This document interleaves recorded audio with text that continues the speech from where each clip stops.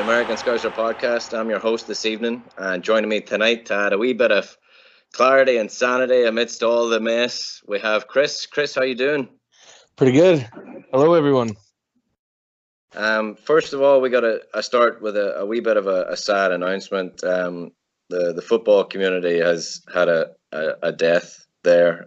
Fernando Rickson used to be a Dutch international and ex-Rangers player. He's died of motor neuron disease. So all our thoughts and our thoughts mainly go to his friends and family and his fans. And secondly, much closer to home, to LFC, we had a supporter, Stephen Allen, rushed to hospital at halftime following an unprovoked attack in the city. Liverpool away to Napoli, of course, and the Liverpool CEO, Peter Moore, was there by his bedside and provided updates via Twitter and helped out in any way he could. And glad to hear that Stephen's recovering. So again, all our thoughts are with Stephen and his friends and family out there. So with that being said, we shouldn't really need to touch on the whole violence thing. That's pretty deplorable. Obviously, we all would vie against that at away games or home games especially. But to the opening game of the Champions League, Chris, and Napoli with 2 goals in the last 10 minutes. How do you think we fared in the first 80 minutes? Man, we looked really good. We had our chances. Defense was a little sketchy a couple times in the first half. Adrian came up with a couple of amazing saves to help us out there. But, we kind of spoke a little earlier about this, and I mentioned that I put it in the chat yesterday that I felt right around the 70th minute that we needed another substitution to come in, and Napoli looked gassed. And next thing you know, the penalty call that I don't think we really need to touch on much. I think everybody has their own line of where they're at on it, but the penalty goes against us, unfortunately, and the rest they say is history. I think the Llorente goal is kind of just a joke, but it is what it is. Football can be cruel when it wants to be, and last night I felt that it was cruel to us, but like you said, it was the opening game of the group stage, so there's always room for improvement. Yeah, absolutely. Definitely room for improvement. And, the first 80 minutes, we looked a little disjointed up top, and we could talk all day about the difference between the Newcastle game and the Napoli game and be pessimistic and dwell on our first loss in God knows how long. I mean, our last loss was obviously against Barcelona, but that doesn't count because we all know what happened then. So I guess our last loss would have been City and Wolves in January. So that's a while back. So it's definitely a feeling we're not accustomed with. But I think the first 80 minutes we played pretty well. It was just those last 10 minutes. Well, and you have to commend Koulibaly. I mean, that was a hell of a defensive performance. I mean, he got away with one, I feel, against Mo in the first half. I believe it was the first half. And, had Mo gone down, everybody in the world, all the pundits, everybody, world's biggest diver, always down on the ground again. Callahan does it one time, and everybody's like, oh, it's all Andy Robertson. Let me tell you something. Robo played a hell of a game yesterday for the amount of tracking back that he had to do against Mertens and Callahan. And for a man that has really no backup other than Milner, and let's face it, Milner could play all 11 places on the pitch, but without having a backup support like he has, he played really well. He had the yellow card, unfortunate. I think the ref kind of picked on him more towards the end of the second half, and it just was unfortunate that he was the player that was involved in that. But it is what it is. Koulibaly just looks like a rock, doesn't he? Yeah, I think he had, let me see, I got it written down here somewhere. He had 5 clearances, 2 interceptions, 3 tackles, and he won 100% of his aerial battles. I don't know how many he had. I could imagine, maybe 3 or 4. But he really does look like the second best centre back in the world next to Virgil. But realistically, the last 10 minutes, we're 1-0 down with a dubious penalty, to say the least. The second goal for me if we're 1-0 up, that second goal doesn't happen. I think where that ball gets shielded or passed out much quicker or something. I don't really blame Virgil for that specifically too hard. But Klopp in his press conference towards the at the end of the game, obviously spoke about what we're talking about, the penalty and human errors. If we could sit here and talk about VAR all night, but let me get your thoughts on VAR real quick.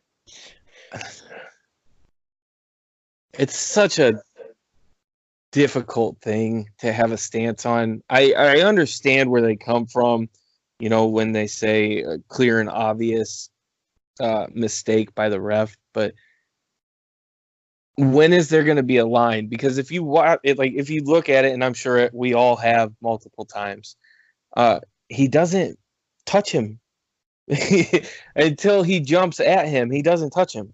Yeah, you correctly. You jumped at him. Right. And in my eyes, if I'm the person that's in the video assistant referee room and I'm looking at that and I'm seeing a player lunge at a defender whose foot is literally a foot in front of the defender, that's a clear and obvious penalty, or a clear and obvious misjudgment from the ref. But they don't want to overturn it. Their biggest thing is they're going to stick with whatever their initial decision was. He was quick to the point. He didn't even hesitate. As soon as he saw Calhoun go down, he pointed straight to the spot. He did not hesitate whatsoever. So in their mind, okay, if he's that confident in it, then why are we even going to really pay attention to this and see if we can overturn it? Yeah, and we've talked a lot in the first couple of minutes here about Robbo, and he's a fantastic player for our team, and unbelievable commitment and drive and desire to win the ball and win every tackle he goes into. You've obviously heard that he had to shut his Twitter account down. How do you think? Obviously, we can't really go into people being derogatory and nasty towards him. What's the point in dwelling on something like that? But isn't it a shame that a player in today's age can have a bad game or give away a dubious penalty, which it could happen to anyone? Isn't it a shame that this man now has to take himself out of that spotlight? It is sad. It is sad that as a society and in the world that's where we're at now. And I'll use LeBron James as an example, especially when it comes to his playoff time. Usually during the regular season, he'll be on Twitter, listening to this and this and this. People take their jabs, whatever. Come playoff time, it's always, okay, I'm shutting myself off. I'm going to keep away from all the criticism, and I'm just going to go out and do it. I kind of feel like maybe Robertson's at that same point. Maybe he didn't want to deal with it, and I understand, there's no place for it in the game. There's no place for it in society. It's a shame, and it makes me sad because I'm a parent and I'm raising my child, and I'm raising my child to go out into a world that has this type of hate, and it's sad and it's disheartening. And professional athletes are humans too. Everybody thinks that they're so invulnerable and that they're perfect and they're super strong and they're superheroes, but in reality they're human beings and they have feelings as well. And I'm sure that he was having the emotion of the game and the emotion of the whole situation weighing on his shoulders as it was, and then listening and reading and seeing all the hate that people have for something that honestly didn't really look like it was his fault. And it's so disrespectful. You can go from last weekend praising a man to 3 days later, he's the scum of the earth. It makes absolutely no sense, and there's no place in the world for it. Yeah, it's a shame, that in today's age, it just takes the click of a button, to ruin someone's day. Now I'm not a big Twitterer, whichever, um, but I'm pretty sure a player like Andy Robinson had a lot of followers, So I'm not by any means saying it was all Liverpool fans. In fact, the majority could have not been. It doesn't matter. You don't go out of your way to hurl abuse at somebody on the street. So why would you do it on your telephone? But he's a real rock for the club, and he was rumored to be injured before the game. He was lucky to be playing.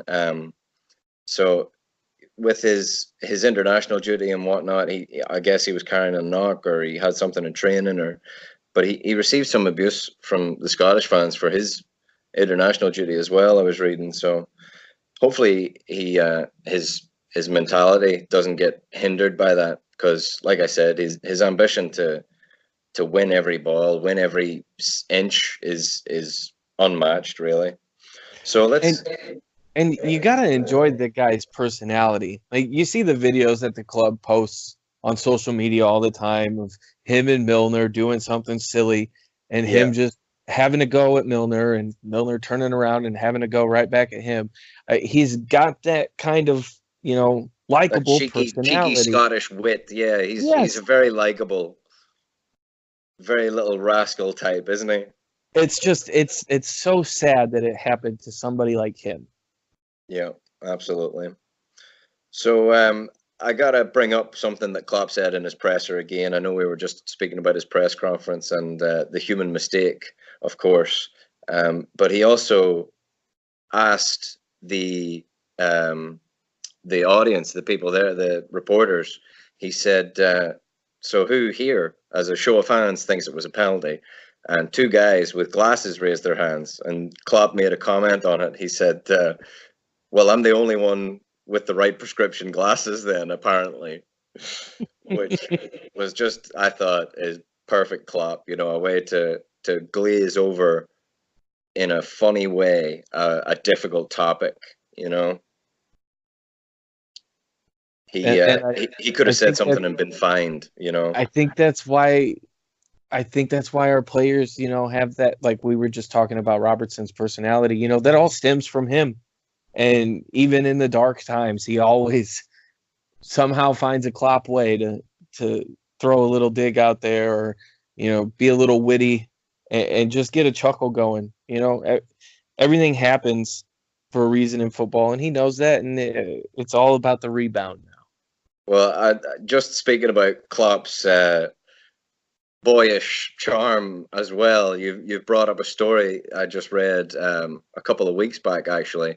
So the Real Madrid final, which we lost, do you know what Klopp done just before the game kicked off? Oh, isn't that the story about him wearing Ronaldo's undies? Undies and a pair of football socks stuffed down the middle of them.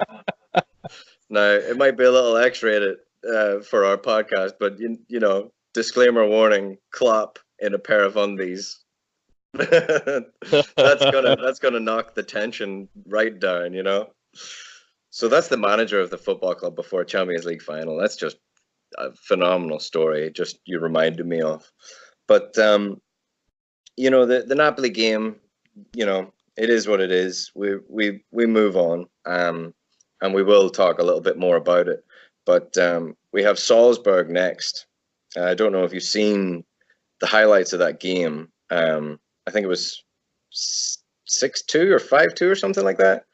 But there's a young striker. He actually is the third youngest striker to score a hat trick in the Champions League, right behind Raul and Rooney. And this kid is, for all those old listeners out there in the early days of the Premier League, he's Alf Inge Haaland's son. So Alf Inge Haaland was a Norwegian player who played for Forest, Leeds, and played for Man City. And notoriously, Roy Keane, when he played for Man United, there was a game, Man United versus Man City, and Roy Keane threw in a very dirty tackle and nearly ended his career. But anyway, this young kid is his son, and he's a striker, and 19 years of age, something like that. I don't know if you've seen his goals, but the kid looks phenomenal. What? Obviously, they're a much lower opposition, but we should be winning this game, right? I would hope so. I mean, I think I saw maybe 2 of the goals from him yesterday. I a part of me feels like Genk didn't get off of the bus yesterday. Yeah. I mean, you were down within 2 minutes, of kickoff, and it just got progressively worse for them. And you're right. I think that we should be winning it. But I haven't really seen Red Bulls play much, so I don't want to give definitive, stance. But you would think at home, easy. We're at home. Anfield is a whole different entity than any other place to go in European, especially on a European night. Ask Barcelona. Correct. Yeah, I think you're absolutely right. We've got, there's 15 points still left available in our group stages. So, we can talk about it briefly, but we'll get back to Napoli. They're going to charge us for second place anyway. But with 15 points left still on the board, we should be qualifying and not worried about a 2-0 early days defeat against Napoli. Right, and even on the day of the draw, I was sitting at work and I'm watching the draw and I'm like, please, anybody but Napoli. It's just how I've always looked at Napoli. I think they have a really good, attack force with Mertens, and you bring in a summer signing of Lozano, somebody who excelled last year at PSV, and a Mexican international, so he's got the international the ties, and he's played in the World Cup. He's got the class and the quality. Ancelotti hopefully can make it come out a little more, but at the same time, that's a solid team. We can't forget, we've played them last year in the preseason. We played them in the group stage last year. We played them again this year in the preseason, and then we've played them again in the group stage. Yeah, it's a running trend, right? I mean, we've played them probably more times in the last 2-3 seasons than we've played United. So, I mean, they have a smart manager. They have a solid system. You brought in Lozano, as I mentioned earlier. You brought in Manolas. I mean, that's a solid team right there. Had they not had a Koulibaly own goal on them at the end of that game against Juventus, they would, Juventus should be worried about Napoli. Yeah, absolutely, and they've finished second to Juve, 3 out of the last 6 years. So they're right behind them. But the one other thing I did notice about the game, not necessarily the game itself, but the Napoli Stadium, it's been in the news recently, and it seemed like the entire lower tier was empty. Yeah, that was so, yeah, it's a complete construction site apparently, and people like Ancelotti have posted videos on Twitter and online and called it a toilet. The dressing rooms were an absolute shambles. So, maybe I'm making stuff up. Maybe it didn't play a part in the build up to the game for the Liverpool lads. But to me, it looked unerring. To have half a stadium and obviously. What do you think that does to the players' mindset? Like when you go out into the stadium and you're used to seeing hundreds of thousands of people standing and being all around you, and then you have a bottom bowl that's empty. I guess it could go 2 ways, because those players are used to people looking at them, right? So when the opposite happens, and there's sometimes there's completely closed stadiums where there's no fans in the stadium, that's got to throw you off. When you're used. I mean, maybe it doesn't. Maybe they're so used to blocking it out that they can just block that out as well. But you would imagine that not having 100,000 people screaming at you can be just as daunting as having 100,000 people screaming at you. Yeah, and to be fair, I think that the crowd yesterday played a big part because even sitting here watching it at my house with the surround sound on, when we have the ball, you cannot hear the announcers because of Absolutely. whatever they're squealing, squeaking, squawking, whatever the hell you want to call it. Whatever it was so unnerving to me that I had to turn my TV down until we lost the ball and they would shut their mouths. Like it was crazy the amount of noise that they made without even having that bottom bowl filled. Yeah, you must have a sixth sense, Chris, because that was my precisely next question to you. It had to have played a part. The fans, even though the entire bottom bowl was empty, even though they were missing, let's say, 20,000 people, they made themselves known from the 80th minute onwards. Every time we had the ball, there was whistling and jeering, and you couldn't hear a thing, like you said. So their crowd, no matter how small it is, they're obviously, they're a hugely passionate support group, and they made their presence known. And we'll do the exact same when we get them back to Anfield, obviously. Oh, absolutely. But Klopp was very nice about Napoli, and even towards the end of the game, this whole running joke that we have that Napoli are now our friendly team, and we played them in the group stages. Ancelotti and Klopp had a little word at the end of the game, and Carlo said to Klopp, he said, "Well, even if Napoli beat you, you can go on and win the league, the Champions League." Right. That's directly what he said to Klopp, apparently. And then Klopp, in return, in his press conference, said that, like we've just said, Napoli are a well drilled, organized side, and they could go all the way in the Champions League. Now, that could just be smoke, but I think it goes along with what we're saying. Napoli, on their day, are a good side, so we shouldn't really feel too hard done by with No, with and the defeat. like I said earlier, had they not had a Koulibaly own goal, a freak Koulibaly own goal in the 90th minute against Juve a few weeks back before the international break, they would have come back from 3-0 down against Juventus to tie that game in the second half. And I think, bold prediction and hot take, I think they win Serie A this year as long as they stay healthy. I think De Ligt is a little unsettled over at Juventus, and I think that this might be the year that Napoli could turn it and topple Juventus. I'd love to see it, mate, and I'm all about the hot take. I love it. That was beautiful. Give me more of them. That was great. Napoli to beat Juve. I'm all about it. So, keeping in mind that all that's been said and done, we'll come back. We've got a few quotes from the rest of our members here at American Scouser about the game. We'll sign off with that just as a little pat on the back, and we'll move on with our week. But just before we move on to Chelsea, one or two more things I've got to mention. Should Mane have passed, or should he just have taken it on and shot? I think if he was going to pass it, he should have played it a little bit sooner. Precisely, mate. I was screaming at my TV, yelling at him to play him through. But then he waited until the last minute, and he had no choice but to push it wide. Honestly, at the form you're on, and the cracker that you scored to open or to level against Newcastle, why aren't you taking it on? Yeah, the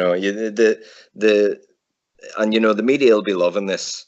They'll be making a whole nother row, a whole nother spat in the news about, oh, Mane didn't really want to pass to him, but left it too late, and blah blah blah.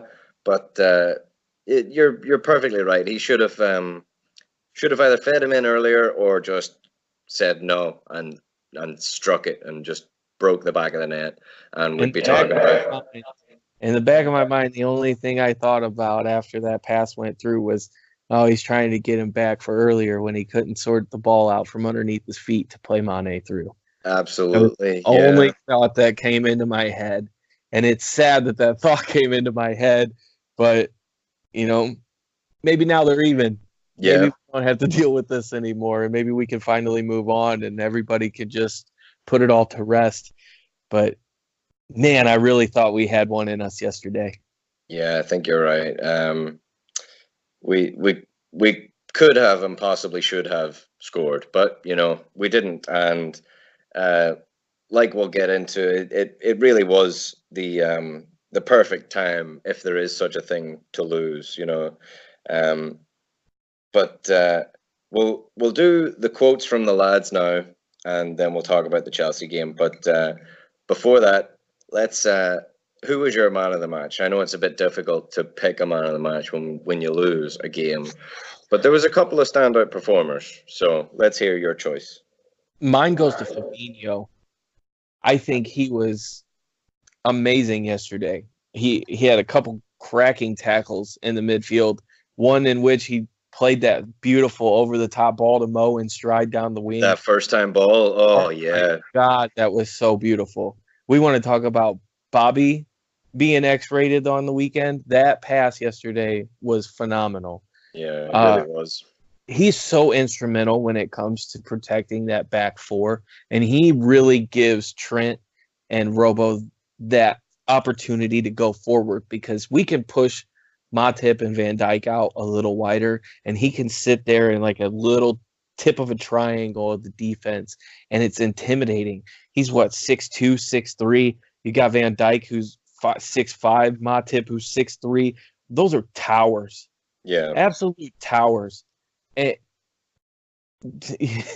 Napoli will tell you, they were outsized yesterday, other than Manolas and Koulibaly.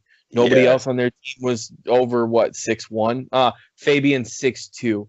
So I mean, they are just giants in the middle of the field, and the way that he cracks into people, and he does it so elegantly that he doesn't get called for the fouls 9 times out of 10, and he doesn't stop. yeah. You think like ever since he's come into the fray at Christmas last year, he's the first name on the team sheet behind Van Dyke. Yep, absolutely. I actually read it was possibly yesterday or today.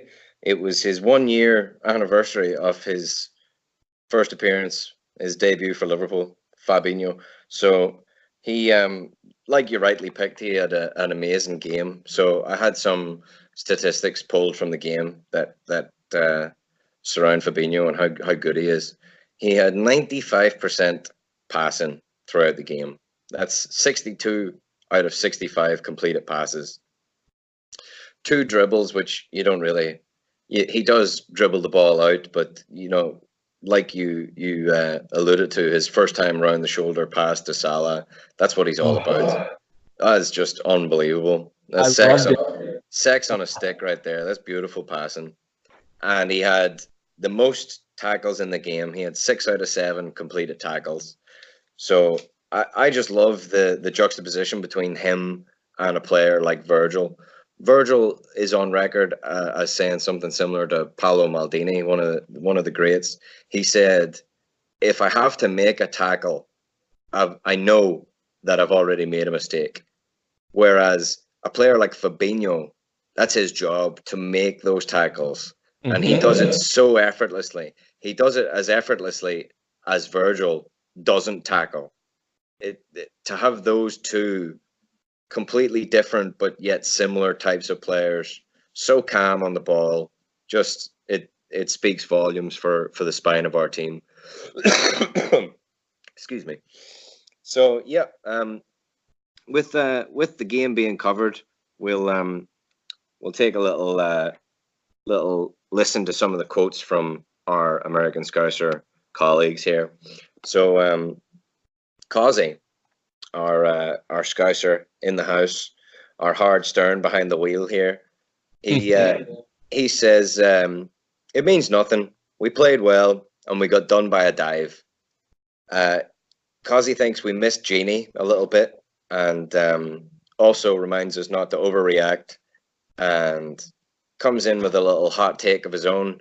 He doesn't think he remembers Klopp losing 2 on the bounce. Now, Cozzy's usually good for historical calls like that, so I haven't bothered fact checking him on that one because his word's gospel for me. So he speaks very well there, I'd say. Wouldn't you agree? I would. I would. I think he's correct in saying not to panic because it's the first game of the group stage, and like we talked about earlier, there's still 15 points up for grabs. Yeah. So next is Timucin, and Timucin says that he echoes what Klopp was saying. It's a poor performance versus Napoli last year, and that gave us a great learning experience. The performance was, of course, better this year, but still far from our best. We can definitely use it as a stepping stone. And he also echoes Cozzy, saying that if he could pick one game to lose, this would have been it. And it touches on what we were talking about. It really was the perfect time to lose a game, even though we're losing our opening game of the Champions League. It's much better to do it now than in a couple of weeks' time. And I agree with that as well. Napoli's the toughest team. I hate to say this, that we play for the next few weeks. We got Chelsea on the weekend that we're going to talk about, and then you got Dons in the Cup and Sheffield United. It when we got the draw and I saw the group stage, my first thought was, man, I hate that we have to go back to Naples, because the only thing that I pictured was that game last year, and I was worried. I was worried yesterday. The entire day I'm at work, I'm like, I'm not looking forward to this game in Naples. I've just got a feeling there's something about going to Napoli, and it turned out the way it did. But I agree. I think that if you needed some game to humble you and to bring you back down to earth after starting perfect in the league, I think Napoli doing it to you on the road is better than going to NK Dons in the Cup and taking a shit. I think that this is a perfect thing for you to happen. You guys get your head straight. You realize, okay, we're not as indestructible as we thought we may be. Let's go again and show them what we can do in the league. Yeah, you couldn't be more right. And last but not least, to give us one of their hot takes and quotes on the game here is Gordon. And Gordon said, we were riding high on a 5-win streak, 5 wins, no draws, no losses. So in reality, the best thing was for us to be brought back down to reality. And he says it could be a blessing in disguise, like we just talked about. We go back to the league and we have a point to prove. And like Cozzy said, he doesn't believe Klopp has lost 2 on the bounce. I can't remember if he's correct. Like I said, I'm not even going to bother fact checking Howard Stern because he's more than likely right. But Gordon's right. It could be a blessing in disguise. We could go away to Chelsea this weekend, which we're going to move on to now shortly.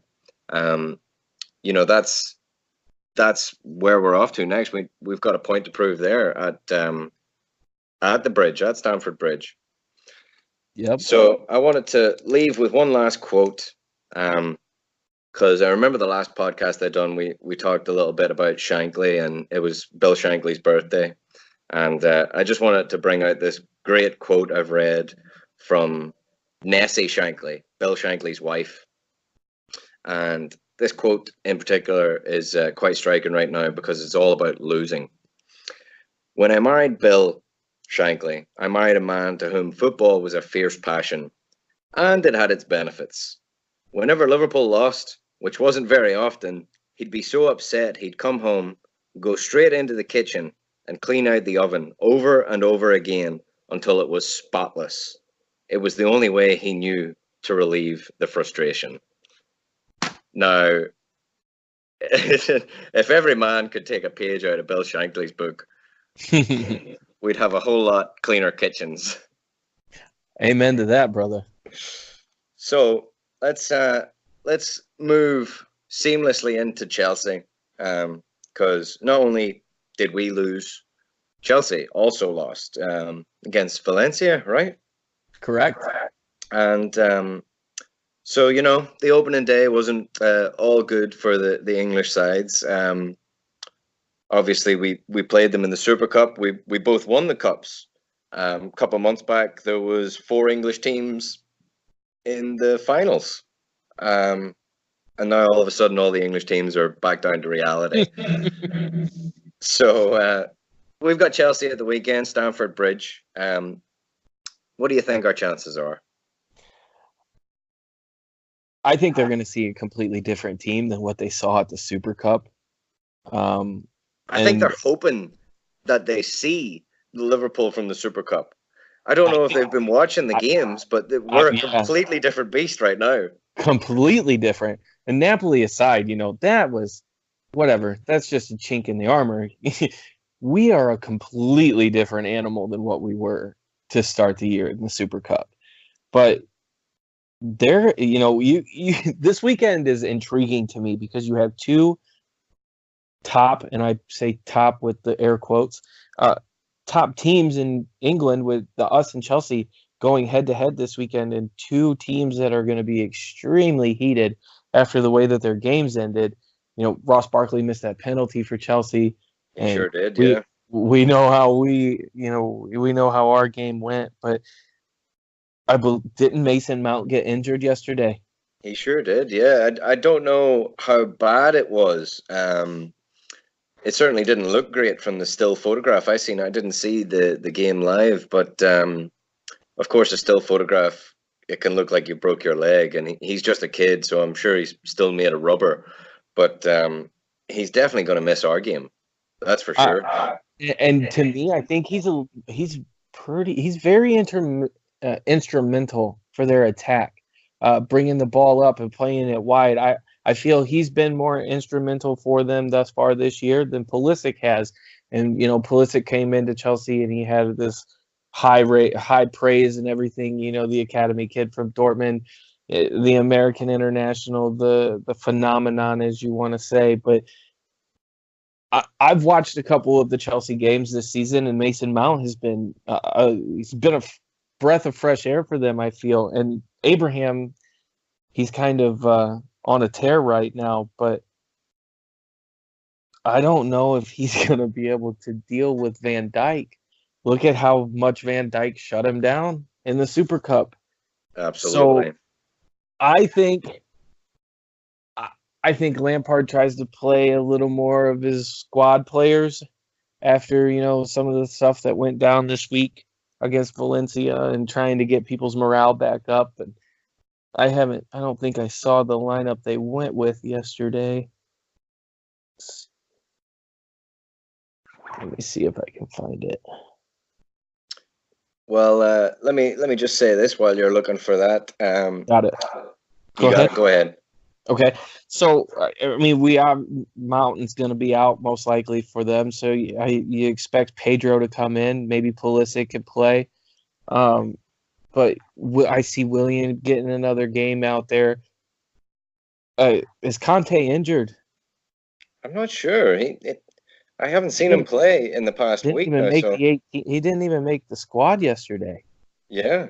So they're not even at their top fitness as it is. If Conte comes back into the midfield in the mid or the weekend, that's a different conversation. He, to me, right there up with Fabinho, the 2 best defensive midfielders I feel in the league. Well, they've done this to us in the Super Cup as well. There was rumors that Kante wasn't going to play, and then he showed up and just absolutely bossed the game. So you never know with Chelsea. Chelsea, especially with Lampard, I feel like I watched a couple of his games last year when he was with Derby County, and he's not afraid to mix things up. That's for sure. Yeah, not at all. And Tammy Abraham, Mason Mount, and what's the Tomori? Did you see the centre back's goal at the weekend? Oh, crazy! What a goal! What a hit! And he completely meant that. That's not a fluke shot. He meant that. You could tell. But Well, it definitely makes Adrian want to make sure that he's on his toes at all times. absolutely, yeah. So I've a couple of stats that were a bit noteworthy about Chelsea this year. They've scored 11 goals. All of them are by the young English talent that we're talking about. Tammy Abraham, Mason Mount, and one goal from that centre back Tamori. Um, Tammy Abrams got 7. Mason Mount's got 3, so he'll definitely be missed. But they also haven't won at home this season. That's rough. That's got to be big, that's got to be big in Liverpool's mindset.